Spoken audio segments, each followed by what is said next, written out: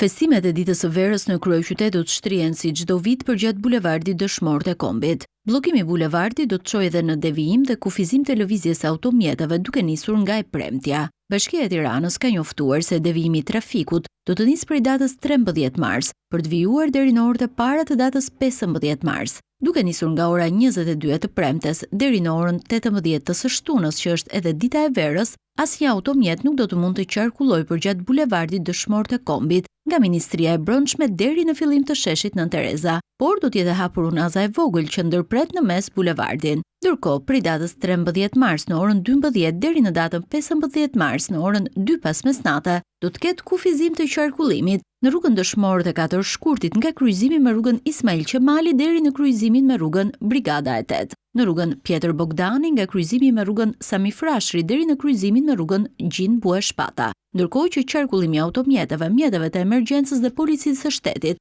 do të bëhet nëpërmjet rrugëve Lek Dukagjini, Abdul Frashëri, Papa Gjon Pali i 2, Sami Frashëri, në bulevardin Jeanne d'Arc, në bulevardin Bajram Curi, në rrugën Myslim Shyri dhe Abdi Toptani. Sa i takon linjave urbane Tirana e Re, Teg, Sauki Vjetër, Kopshti Zoologjik ish stacioni i trenit që preket nga ky bllokim, itinerari i lëvizjes do të devijojë tek sheshi Wilson dhe tek bulevardi Zogu i Parë.